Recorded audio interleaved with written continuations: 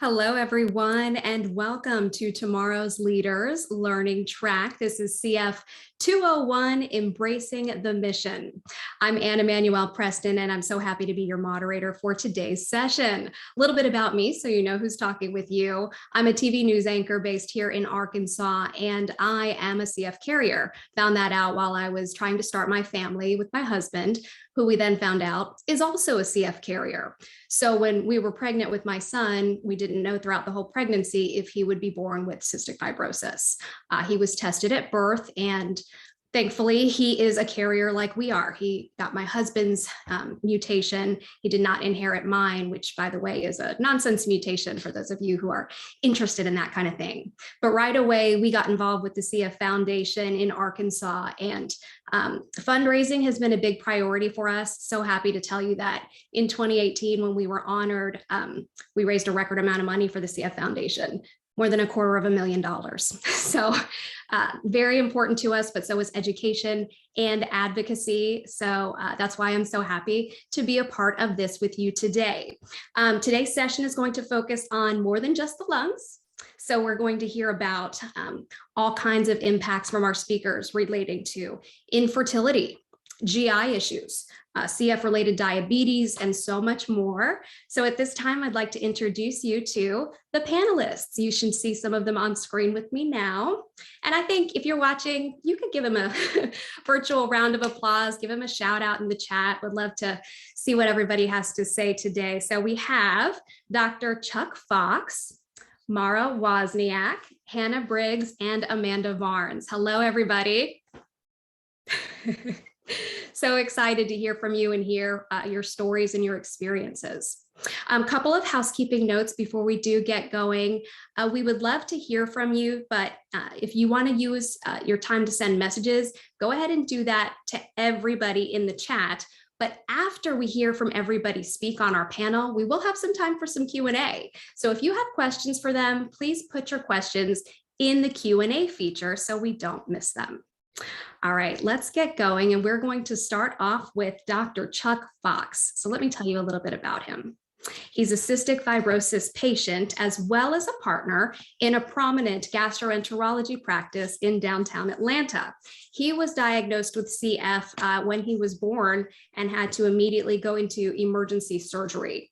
Since then, Dr. Fox has overcome several CF manifestations while thriving in the medical field. He's a member of the board of directors of the Georgia chapter of the CF Foundation, and he's married to his wife, Amy. Together, they have 2 children. Dr. Fox, thank you so much for being with us. Thanks so much, Ann. Not sure how prominent my practice is. But, you know, we do the best we can. So like Ann said, I was diagnosed with CF on the day I was born. I had a condition called meconium ileus, which is an intestinal blockage that they had to relieve with emergency surgery. And then they kind of hooked me back up when I was 3 months old. I didn't gain an ounce during that time. So anyone who's a parent or is familiar with infant growth charts knows that that's definitely an alarming thing. When I was born in 1973, the average life expectancy for a CF patient was 18 years old. And now I think if you were born today with CF, your average life expectancy is at least 50 years old. So things have really changed over my lifetime. I've been involved with the CF Foundation since I was a little kid, going door to door, asking for $1 here and 50 cents there for various fundraisers like swimathons and bowlathons and walks. And this is before the days of Great Strides. And then over the years, my wife and my kids, who are about to both turn 20 years old in about 2 weeks, have been involved in Great Strides and raised thousands of dollars for that.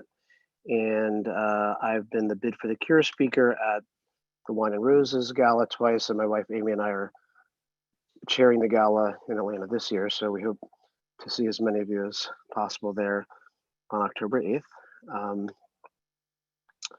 In terms of non-pulmonary symptoms of my CF, I have pancreatic exocrine insufficiency, which means my pancreas does not secrete enzymes, or if it does, that it's blocked off by the mucus that fills the ducts that drain the pancreas. And so therefore, I need to take pancreatic enzyme supplements in order to eat anything of any kind that contains any fat or protein in it. So if you think about that, that's basically most things. I've been doing that since I was a little kid. And I remember distinctly having to go to the school nurse before lunch every day in elementary school, including kindergarten, to get my little pills and swallow them. And still to this day, it is a dominant part of my life. CF affects the GI tract also in that it can lead to, in some people, chronic diarrhea, chronic constipation, and everything in between, and can be associated with bacterial overgrowth syndrome and meconium ileus equivalent, or you can get a intestinal blockage. And Ian mentioned we'll be talking about some of the other manifestations of CF that are non-pulmonary involving the pancreas, and that includes CF-related diabetes, because if your pancreas doesn't work, you can't secrete insulin, and therefore you can get diabetes as a result. Last couple of things about my disease is that I have a nonsense mutation, which is W1282X, homozygous, which means that I'm not a candidate for Trikafta or any of the modulator therapies. I'm in that 10% of patients with CF who do not qualify for these wonder drugs as of yet. And so we're still holding out hope in my family that eventually there will be a better treatment than what we have now for my CF. Right now I spend 2 hours a day doing chest physical therapy, taking my 15 medications and trying to make sure I work out every day. And it's a lot. It's a half-time job, I call it, but try to squeeze everything else, taking care of my patients and my family in between all of that. So I'm an open book, so feel free to ask me any questions. Thank you. Thank you so much. And he told me, don't call me Dr. Fox. Everybody calls me Chuck. So Chuck, I wonder if I might just ask you, that was a very nice overview that you gave all of us. You mentioned your W1282X. I carry that same mutation. And I know a lot of people with these nonsense mutations, when Trikafta did come out, probably had mixed emotions. I wonder if you could just elaborate a little bit more on what that was like for you from an emotional standpoint, knowing that so many of your friends who had fought alongside you were going to get that much needed help now, but that you still were waiting.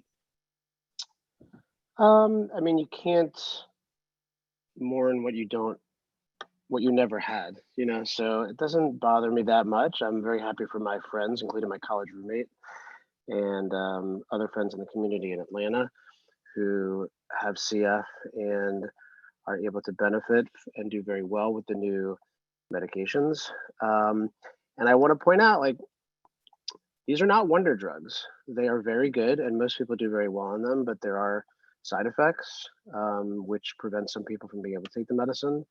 And it's extraordinarily expensive, which can lead to difficulty paying for the medication, keeping your insurance plan, etc. And the foundation helps out with all that, excuse me. But I would say in general, I'm just kind of waiting my turn.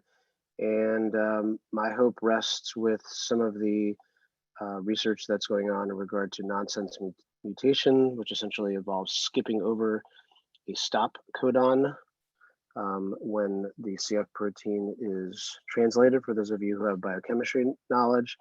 My other hope rests in looking at other antibiotics that could potentially treat the Pseudomonas bacteria that tends to infect the lungs of people with CF, myself included, and which really is the bane of the existence of people with the disease. And I know we're not really talking about lungs today, but that's something anyone who's familiar with CF knows, the recurrent infections. And so, we remain hopeful, and that's why we keep pushing forward after Trikafta, after all the exciting events that have happened with the CF Foundation, to continue to raise awareness and raise funds for the foundation. All right, thank you so much, Chuck. And if you do have additional questions for Dr. Fox, or call him Chuck, whatever you please, go ahead and put them in the Q&A, and we'll hope to get to your question at the end of this session. All right, next I would like to pass things over to Mara Wozniak. Mara is an adult living with CF. She's received 2 double lung transplants. She has CF-related diabetes and has 13-year-old twins. You have your hands full, certainly. She has a great story, including her time working for MTV and VH1. Would love to hear more about that. That was before she chose to stop working to focus on her health and her family. Mara, thanks so much for being here. Thanks for having me. So my name is Mara Wozniak. I was diagnosed at birth. Like Dr. Fox, I had meconium ileus and had emergency surgery when I was 7 hours old. I have 2 younger brothers. The youngest one does not have CF. The middle one does as well. We both have 2 copies of the Delta F508.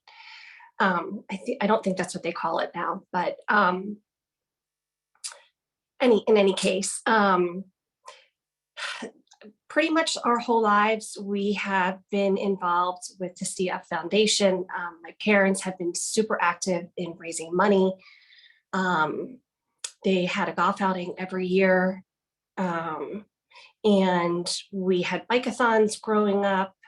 So we were always really active and continue to be, which I think is so important to the CF community, just to continue to raise awareness and obviously money, which goes to all these amazing therapies and medications that they are coming out with, which is great. I actually am on Trikafta. Even though it's not affecting my lungs, because I've had 2 transplants, it has done wonders for my sinuses, which is great. I no longer really grow Pseudomonas. I grow staph, which is much easier to treat. In terms of the transplants, I'm coming up on 10 years for my first one and 9 of my second. It was hard. The transplant, the first one, I was dying. I was on ECMO, and I was in the hospital for 6 months. I had to learn to walk again. My hair fell out. It was definitely the most trying thing.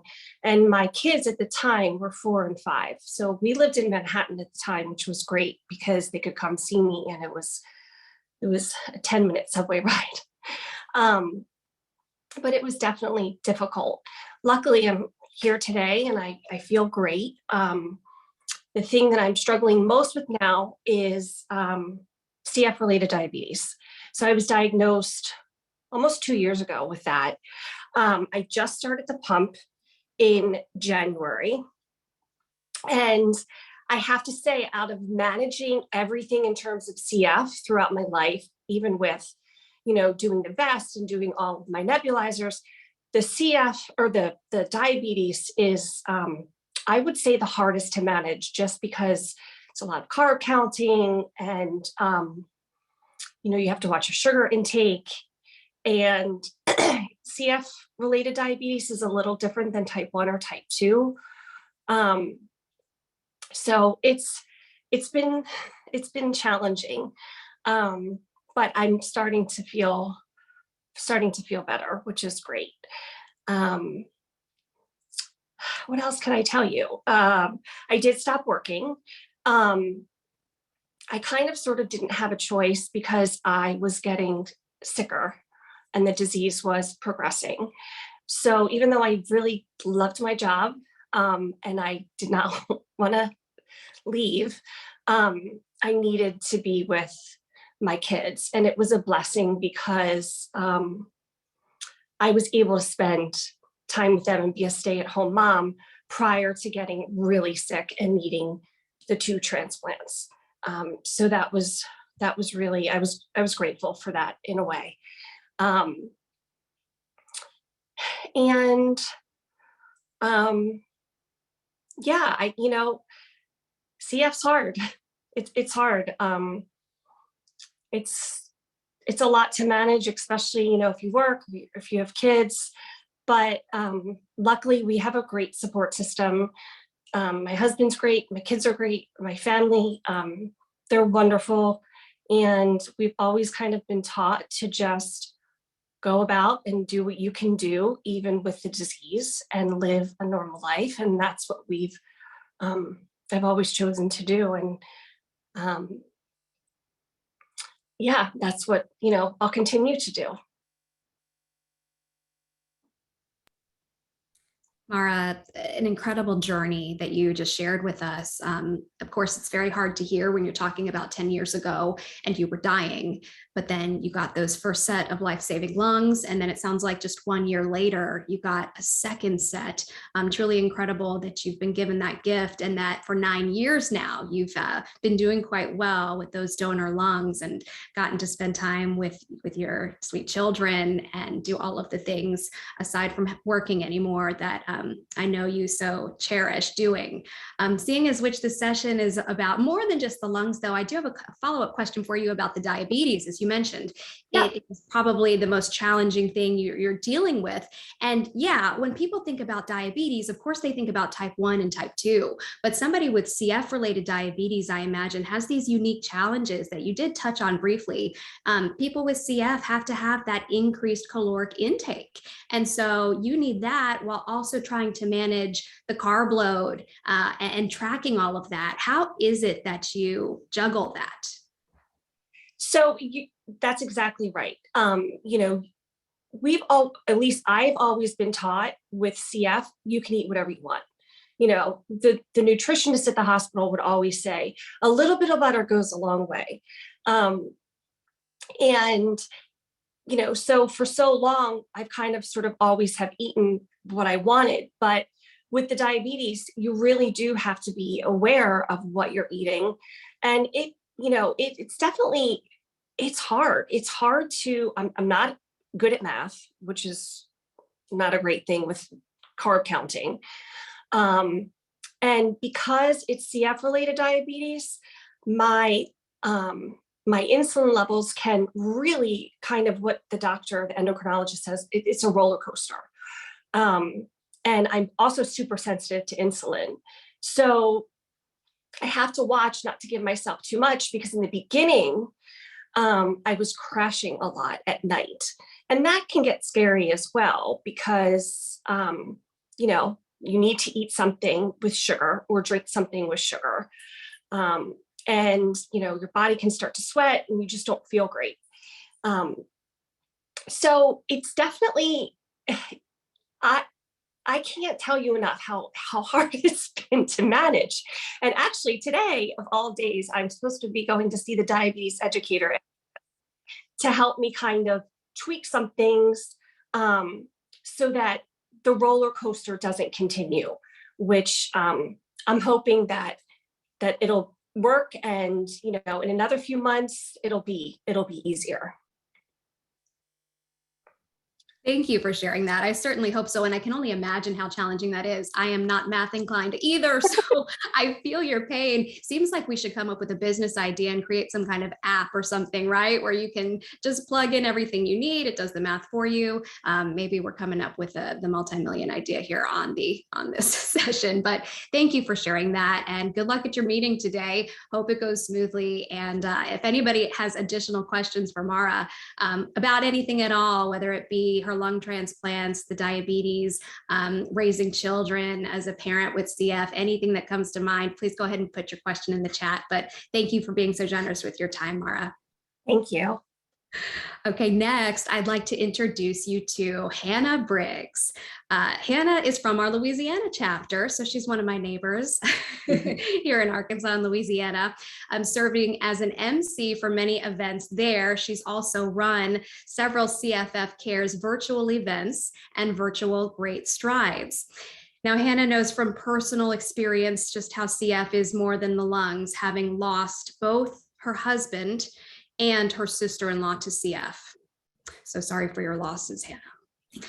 She's remained in the fight to end this disease and keep their memories alive. And to help with that, she has some very special people to share in that fight with. Those would be her two beautiful twin boys. Thank you for being here. You're welcome. Thank you for having me.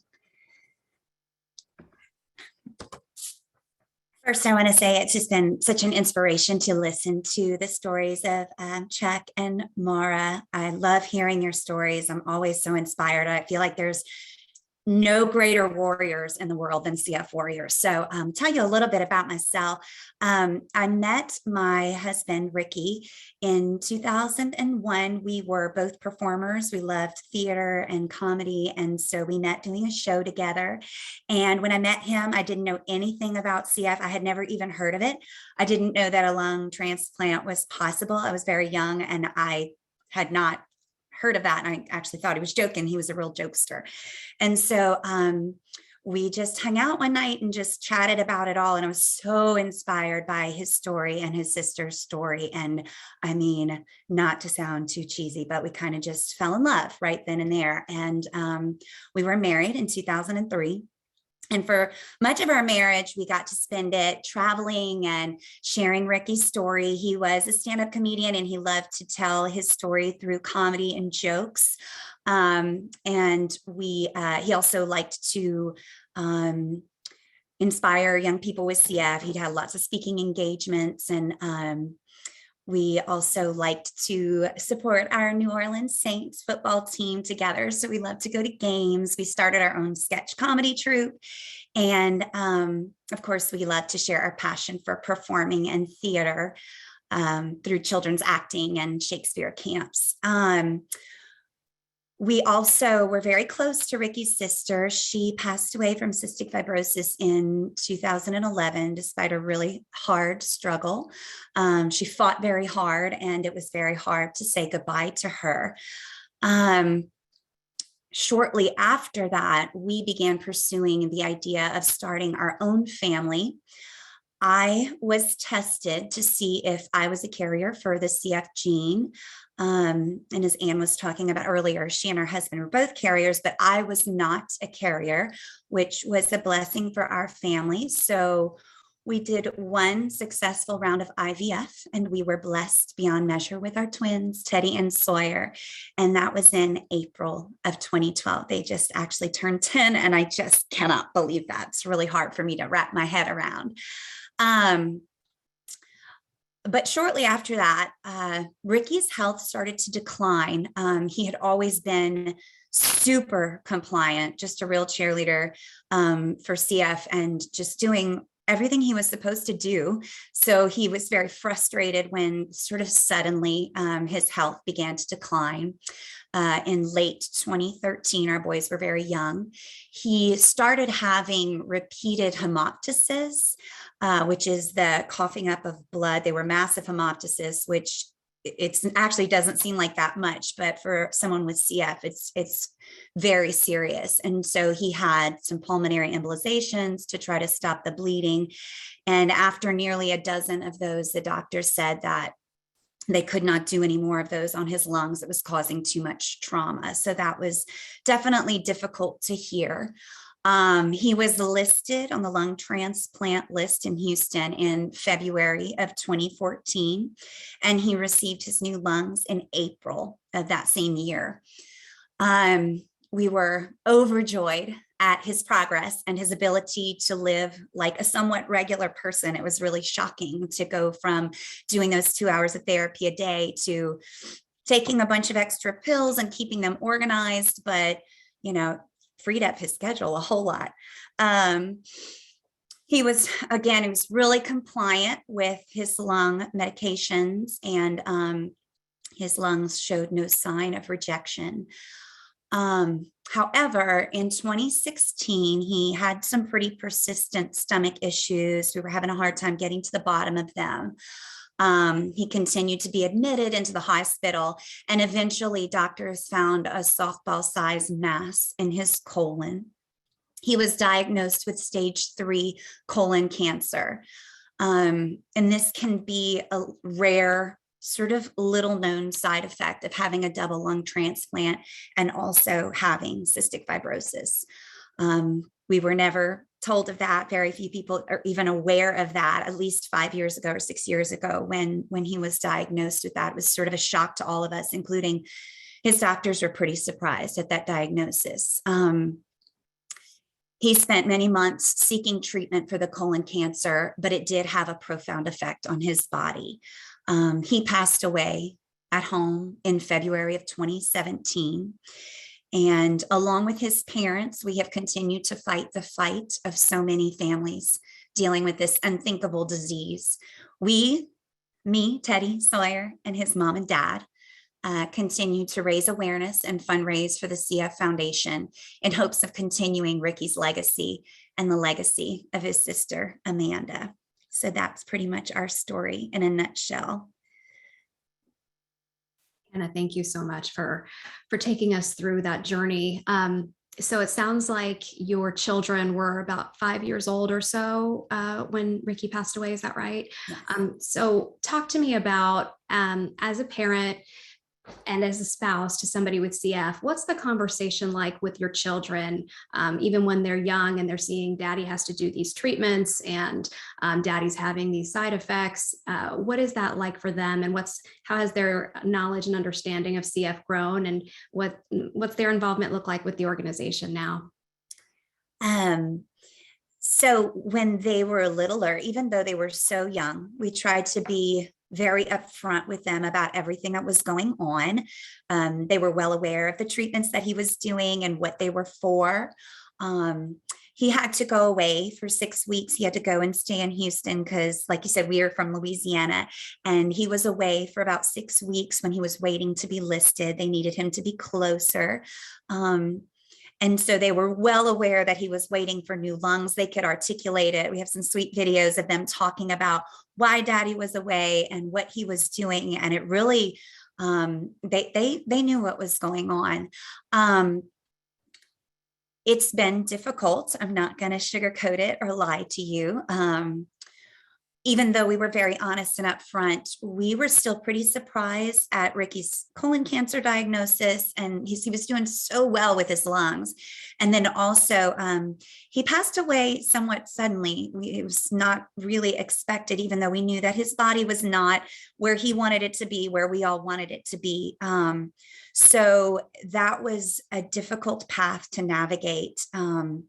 We continue to try to be very honest with them about what happened and about, the risks of a transplant and what cancer means. And they were always very open to it. And they were always very articulate about sharing with other people, because we knew that it was such an important part of Ricky's life to continue to educate people about cystic fibrosis and to raise awareness. We just sort of picked up right where he left off. We didn't really miss a beat with that.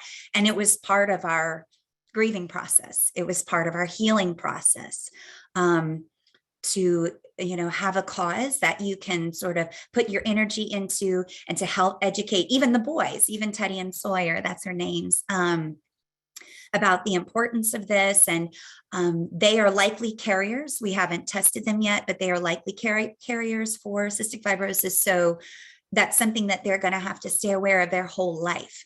And so we feel like our work with the CF Foundation and the people in our local chapter have sort of helped to uplift us and give us the tools to navigate life without Ricky and dealing with grief and trauma and all of those things.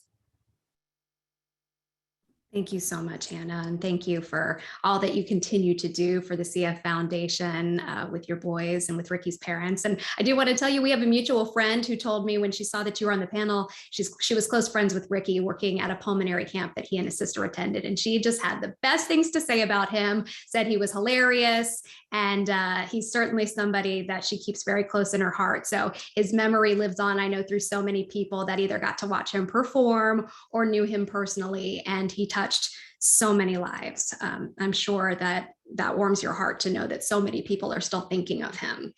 I love hearing that, for sure. He was very gregarious and everybody knew he was in a room. So I'm not surprised that she remembered him. And thank you as well for raising awareness about the colon cancer connection, because I don't think many people probably knew that.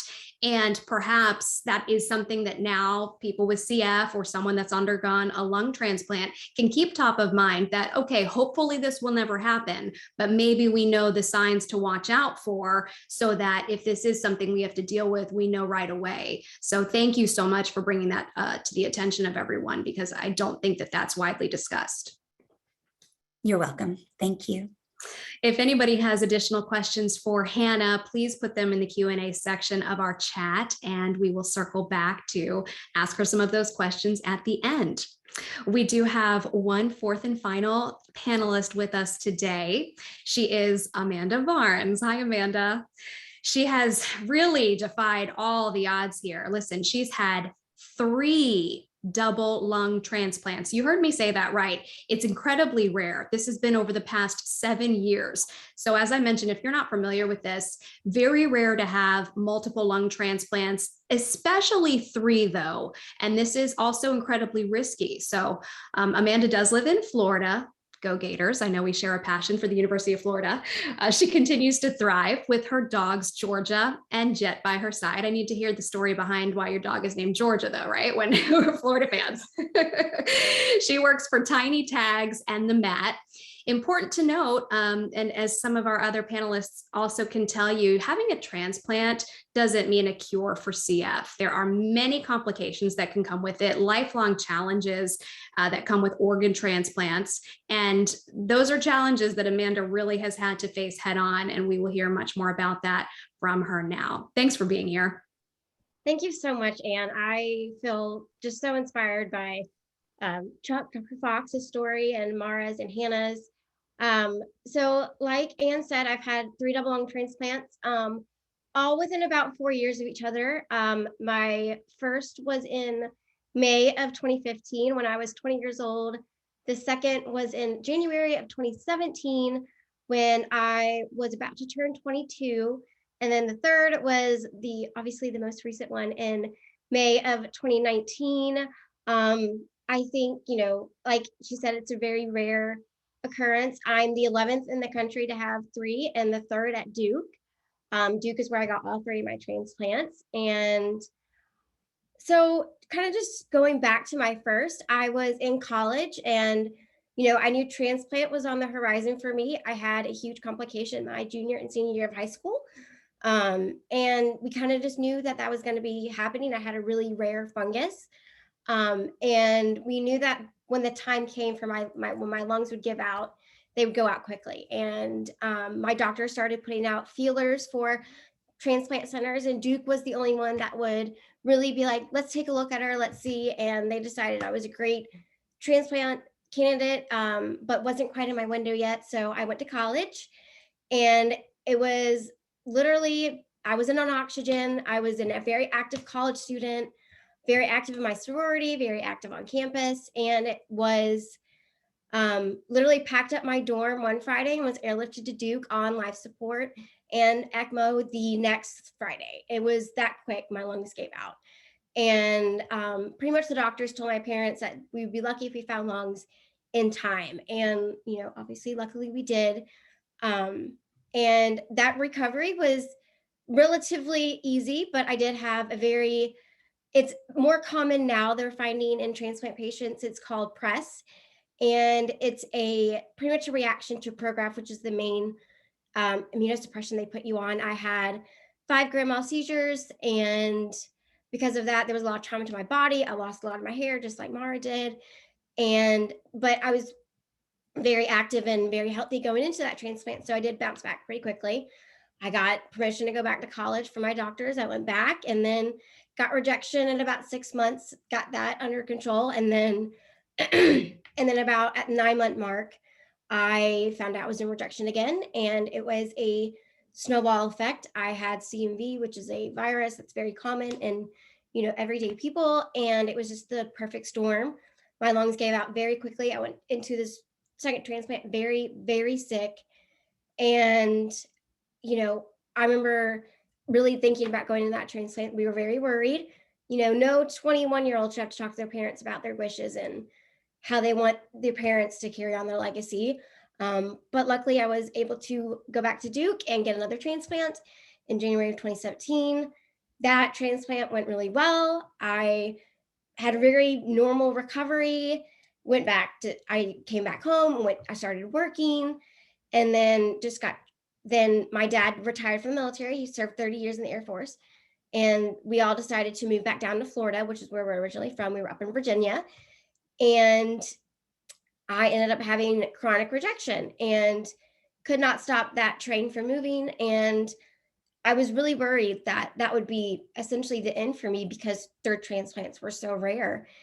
But Duke called me and said, we're ready to have you come down and come up and start this third transplant process. And I was overwhelmed with emotions, scared, excited, ready.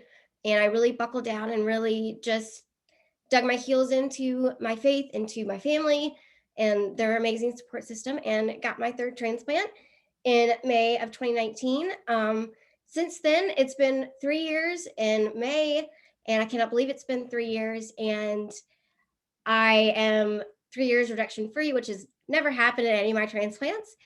And I'm working, like Anne said, I work for this company called Tiny Tags, and I do work for my boss's other company called The Mat. And, relatively normal as a transplant patient can be. But I've always said, transplant, you're essentially treating CF for transplant. And, you're not doing breathing treatments as much, if at all, and no more vest treatments, but you have to be careful with the immunosuppression and making sure not to get sick, because the common cold could mean going into rejection. And, it is more than just lungs. There is, life with transplant that is essentially, like I said, trading CF for transplant.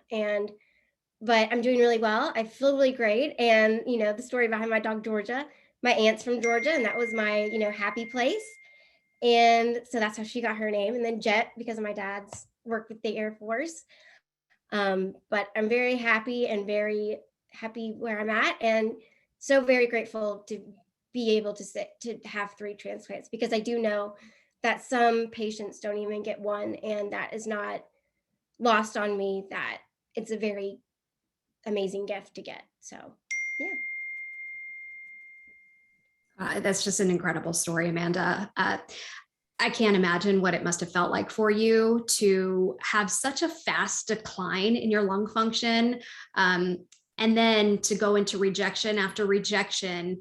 It must have really been difficult on your psyche. First of all, do they know what led to the rapid decline? And also talk to me about what that was like truly emotionally. I mean, most people probably can't imagine being a young woman, being in college. This is the time where you're supposed to be carefree and thinking about your future. Of course, with CF, that's always been a little bit different, but nonetheless, you were doing so well. And then to have to think about making those final arrangements potentially. Just please expand upon what that was like. So for me, truly, I remember whenever I first found out that I would need another transplant during my first, I remember feeling like I failed.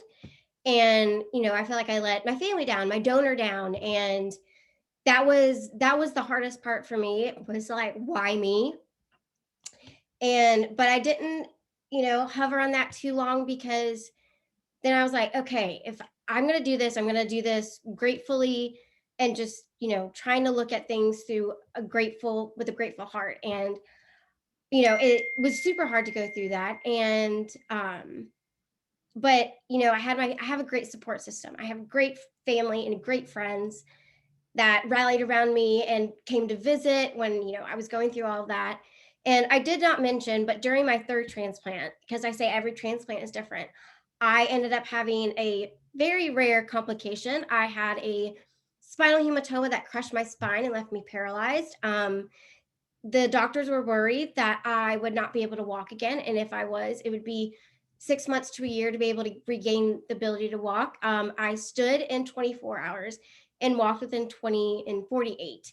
That was, through all 3 transplants, I was like, I wasn't necessarily afraid to die, but when you hear paralyzed, you think I have to work out these new lungs, and I'm not going to be able to if I'm not able to walk. But like I said, my family and my my faith and my friends got me through really trying times. And I think the support system is huge when going through transplant, because it isn't a very emotional event. And if you have people rallying behind you, it gives you that strength that you may feel that you may not have. Feeding the strength from them is what really helped me keep going.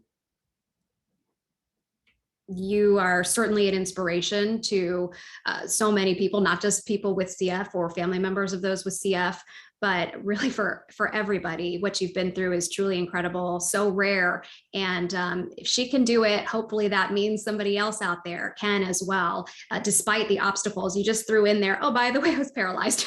Yeah, there's so many things, like so many levels to it, that when you're telling it, it's like, oh, by the way, I forgot this. So yes, you have bounced back from all of these challenges, and just feels like these are the lungs for you, right? These are the lungs that are going to stay with you for decades to come, and we will all just be supporting you and cheering you on.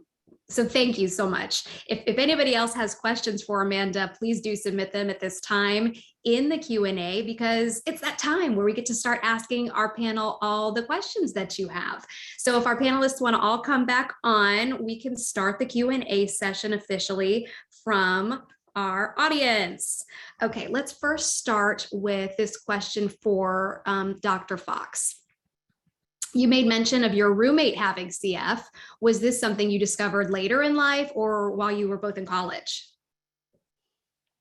Yeah, I kind of slipped that in there. I was wondering if anyone would catch that. We were both in the DC area. We both went to Maryland. We had different doctors, each of whom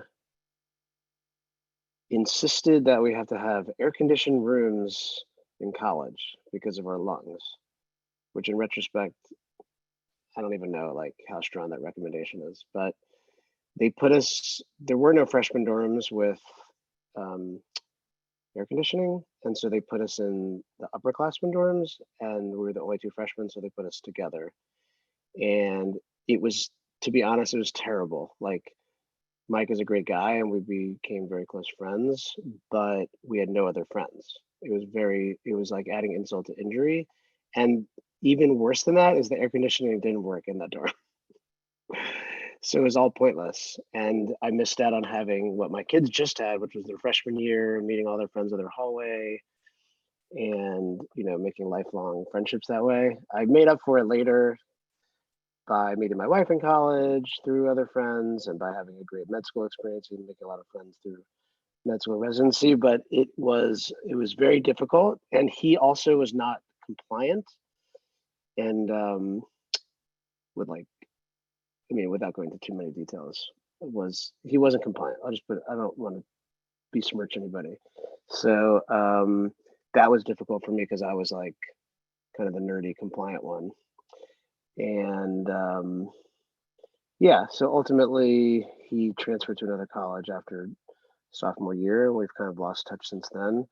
But it was definitely interesting for the CF patients that are out there on this chat.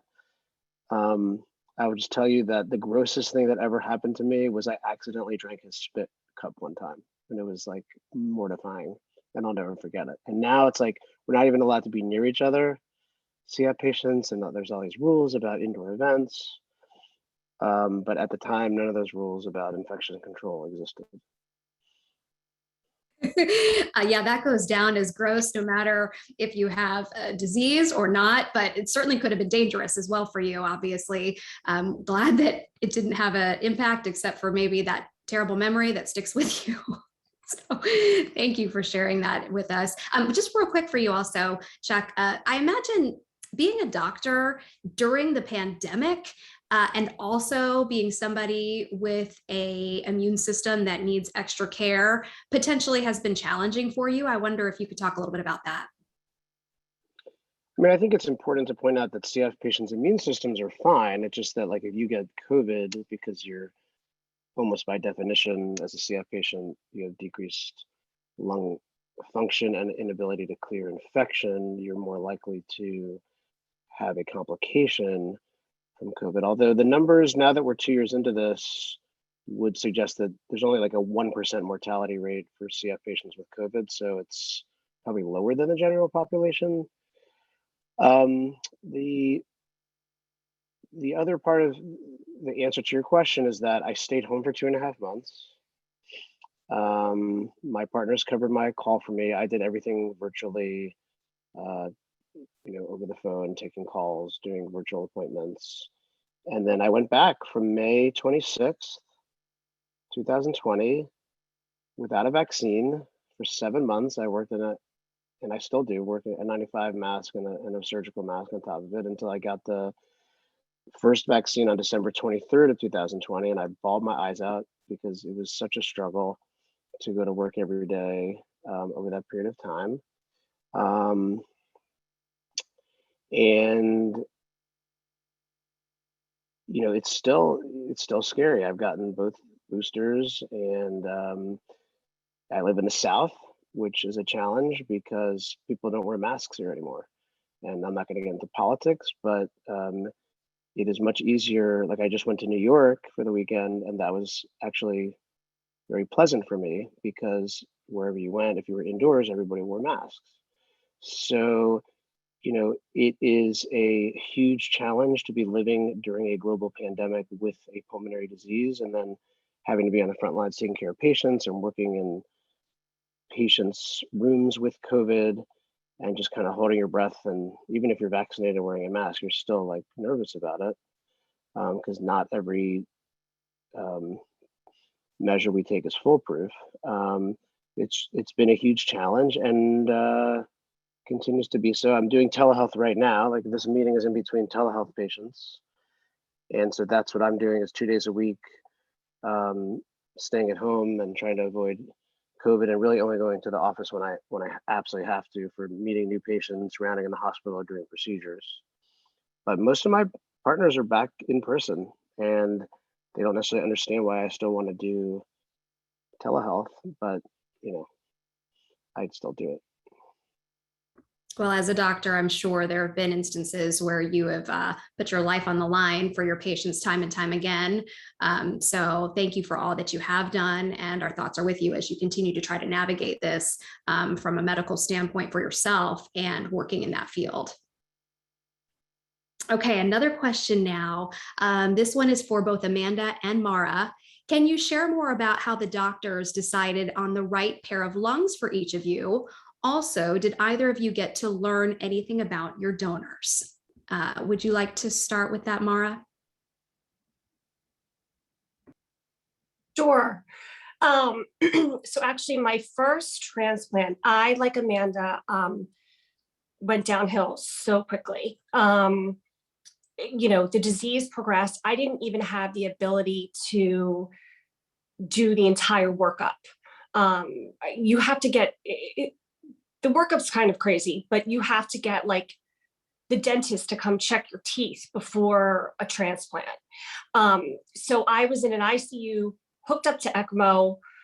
They actually had to reconfigure it because I actually do remember that night. Like they kept yelling at me, "Stay awake, stay awake, stay awake."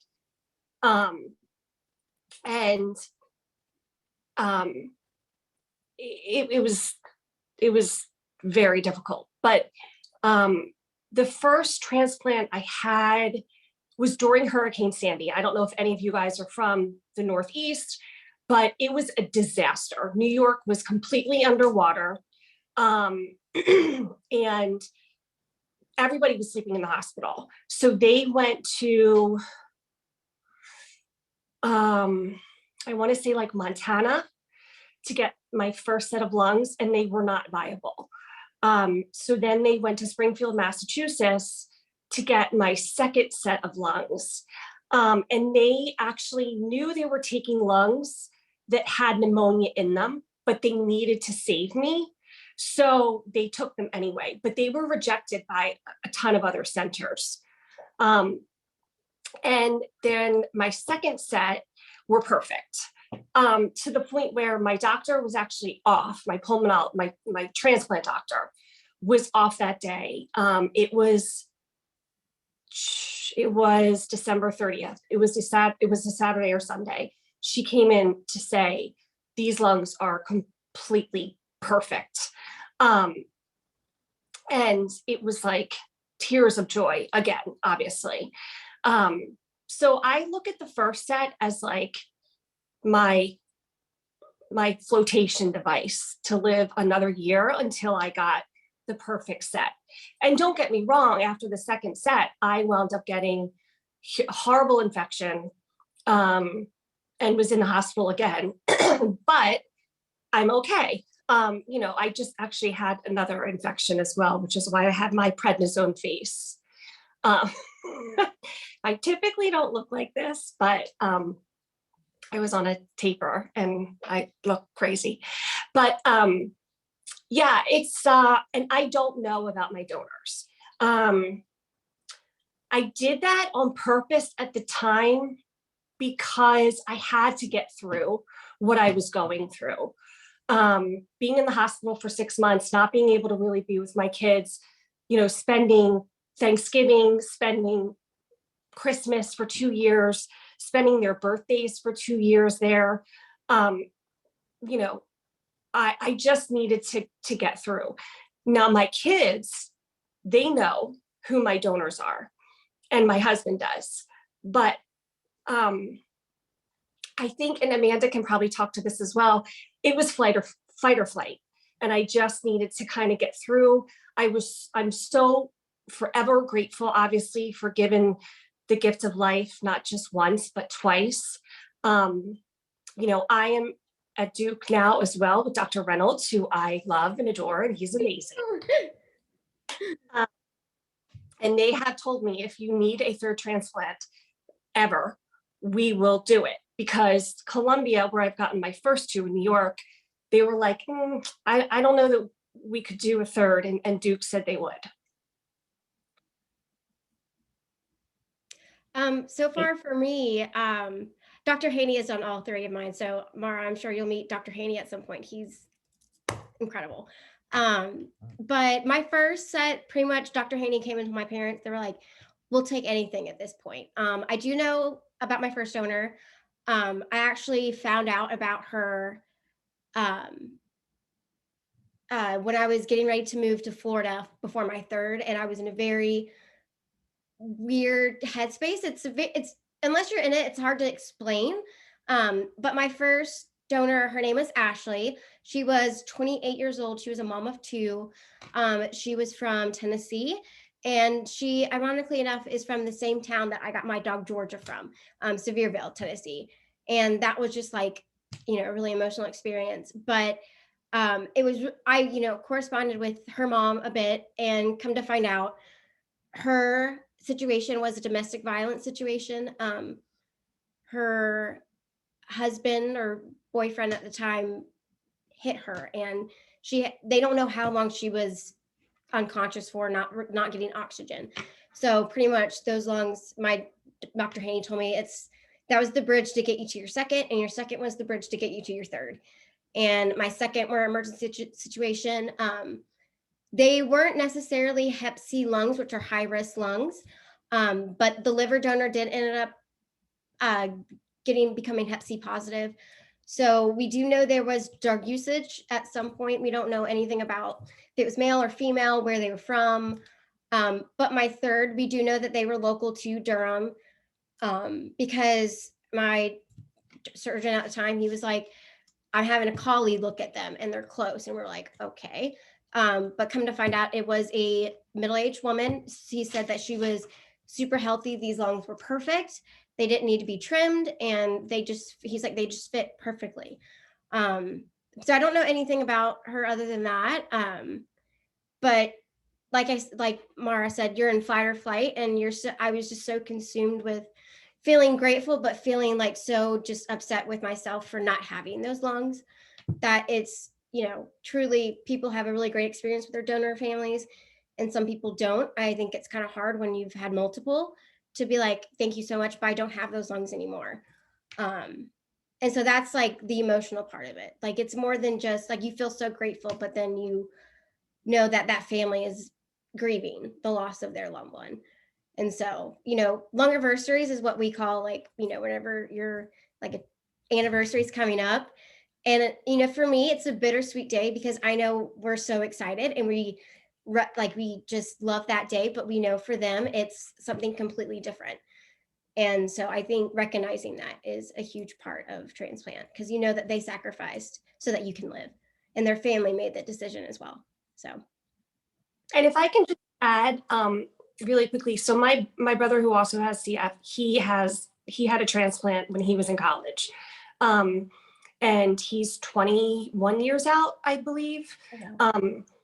But he definitely had kind of donor remorse, and still deals with it often.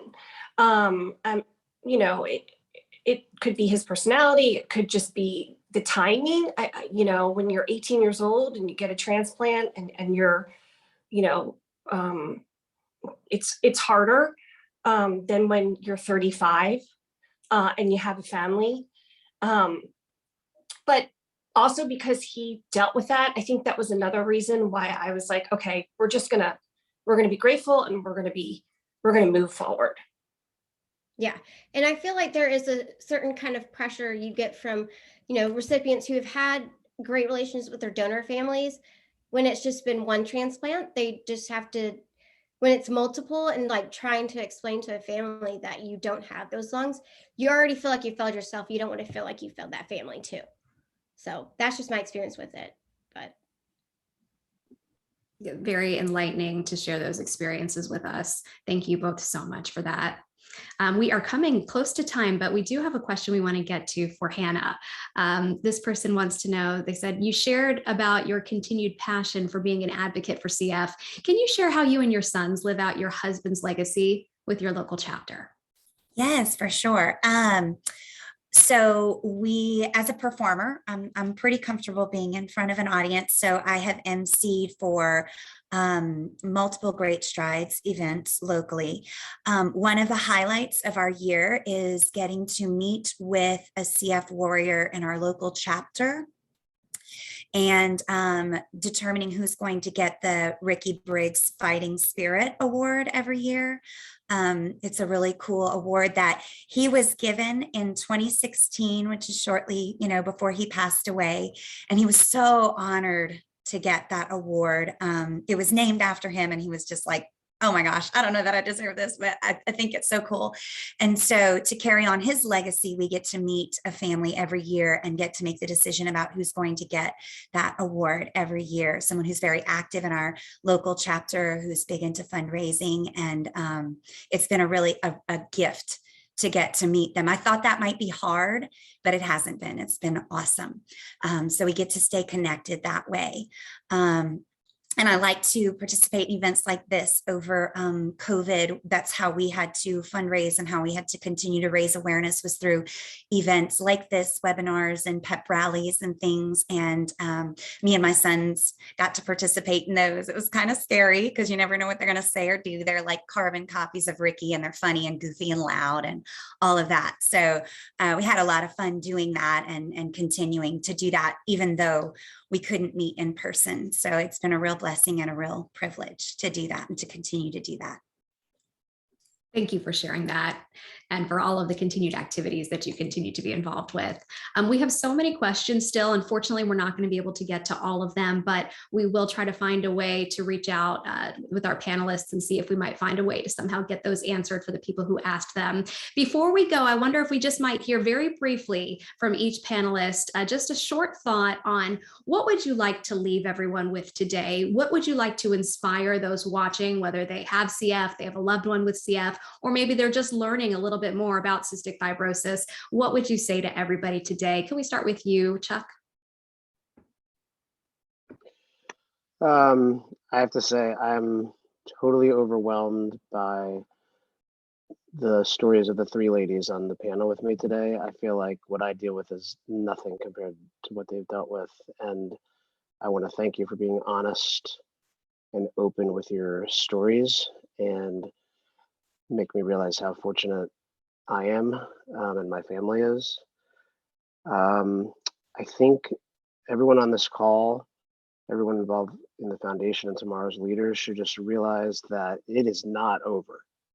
It is not over, and we have to push forward. And if people tell you, well, the CF Foundation has this miracle drug, or monetized or whatever. Like, it is not over. There are tens of thousands of people in this country and hundreds of thousands all over the world who need our support and will benefit from what you're doing. So keep it up.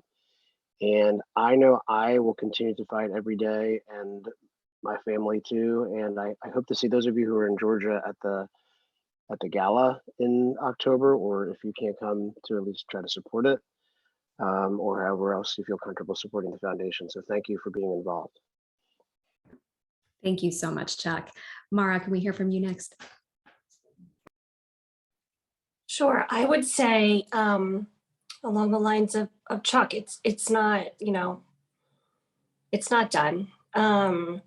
It will be one day. And I love telling parents who have little ones with CF, your child is not going to go through what I went through or my brother went through.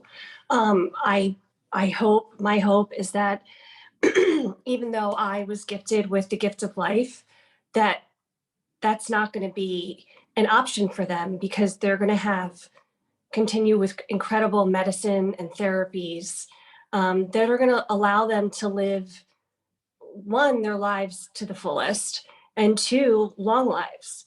That's always been my family's goal.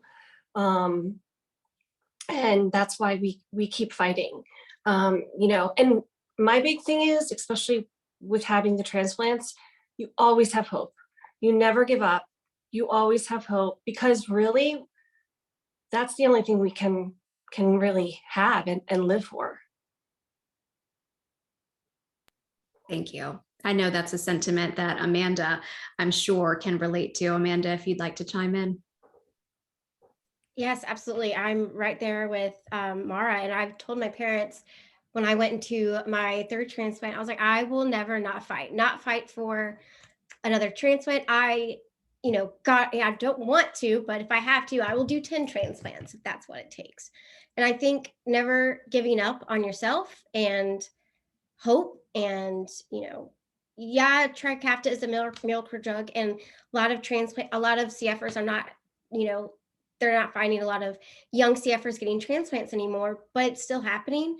Trikafta is not a cure. Transplant is not a cure. And until there's a cure, there cannot be a, cease of fighting. Like, I just believe in fighting and advocating for yourself. If you believe that, whether it's medical care or whatever it may be, advocate for others, advocate for yourself. So, yeah. Inspiring. Thank you. And Hannah, we will give it to you to have the final thought on this. You've endured so much.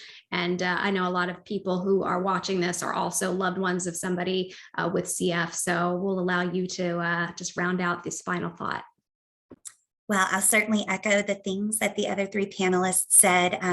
Hope is an absolute anchor for the soul, and that's something that we stood on for sure, going through transplant and cancer treatments and all of those things, and the grief afterwards that we're still going through and probably always will. But I know that when Ricky was diagnosed at 6 weeks old, his parents were told that he would not live past the age of 14. And so every single milestone after that was amazing and awesome and embraced by his family and by me and by all of our friends.